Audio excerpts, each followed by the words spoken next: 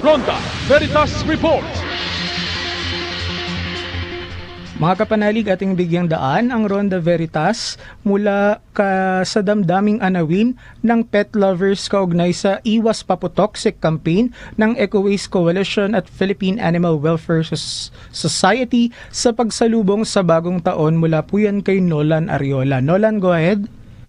Maraming salamat mga kapanalig. Nanawagan ang Eco Waste Coalition at Philippine Animal Welfare Society o POWS sa publiko na iwasan ang paggamit ng paputok.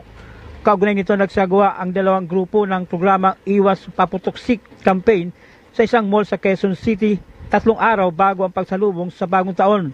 Ayon kay Attorney Ana Cabrera, POWS Executive Director, layunin ng aktibidad ay maprotektahan ang mga hayop lalo na ang mga aso't pusa, pati na rin ang kalusugan ng tao at kalikasan mula sa masamang epekto ng malalakas na pagsabog at nakalalasong usok. May paid parade at malikhaing pagtatanghal sa sinagawang programa para hikayatin ang mas ligtas at makakalikasang paraan sa pagsalubong sa bagong taon. Para naman kay Eco Waste National Coordinator Eileen Lucero na ang pagdiriwang na walang paputok ay makababawas sa polusyon, pinsala at takot na naranasan ng mga hayop. So sa amin, kung mag-iingay na lang, magpupok na lang tayo ng kaldero natin, magturotot.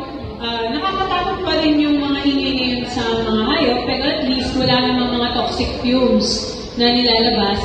Hindi po nakakatuwa na hinahagisan natin ng mga paputok, ng mga stray animals na nakikita natin. No? So, imagine niyo na lang ay kung kayo yung animal na yun, hindi rin naman ninyo gugustuhin na pinahagisan kayo ng paputok. No? Yung palating ng New Year, iwasan lang po natin sana ma-stress sa ating mga alagang hayop. Mga dogs ninyo. So, siyempre po, isipin natin maigi na hindi sila makakatunig ng malalakas. Yun lang po. Yan ang tinig ni Aaron. Mga kapanalig, lagyang dalangin at naisin ng simbang katolika ay ang ipagdiwang ang diwa ng Pasko sa tama at naayong paraan lamang. Para sa Veritas 846, ang radyo ng simbahan. Ako inyong kapanalig, Nolan Ariola, sumainyo ang katotohanan. Ronda Veritas Report.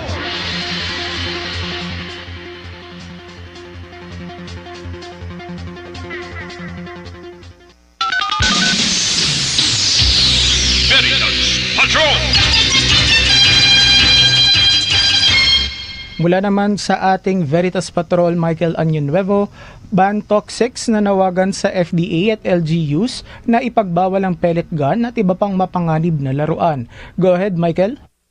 Maraming salamat, Brother Jeremiah. Nagbabala ang Toxic Watchdog Group na ban Toxics laban sa pagbebenta ng mga firearm replica o pellet gun toys na naglalaman ng mapanganib na kemikal at banta sa kalusugan ng mga bata.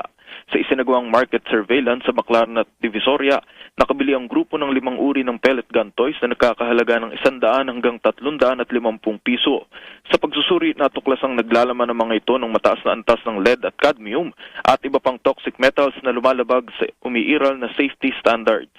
Ayon sa ban Toxics, karamihan sa mga laruan ay walang wastong label at walang pahintulot mula sa Food and Drug Administration o FDA na paglabag sa Republic Act No. 10620 o ang Toy and Game Safety Labeling Act of 2013.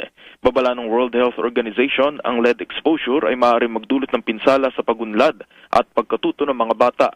Nanawagan ng grupo sa FDA na maglabas ng Public Health Advisory at sa mga lokal na pamahalaan na magpasa ng ordinansang magbabawal sa bentahan at paggamit ng mga mapanganib na laruan, kasabay ng paalala sa mga magulang na maging mapanuri sa pagpili ng laruan para sa mga bata. Nakasada man sa katuroang panlipunan ng simbahan na ang kita ng isang mamumuhunan ay katanggap-tanggap lamang kung ito'y hindi nagdudulot ng panlilinlang at hindi nakasasama sa kalusugan ng tao at kalikasan. Para sa Veritas 846 ang radyo ng simbahan, ako ang inyong kapanalig Michael Añonuevo, sumainyo ang katotohanan. Veritas Patrol. Caritas in action.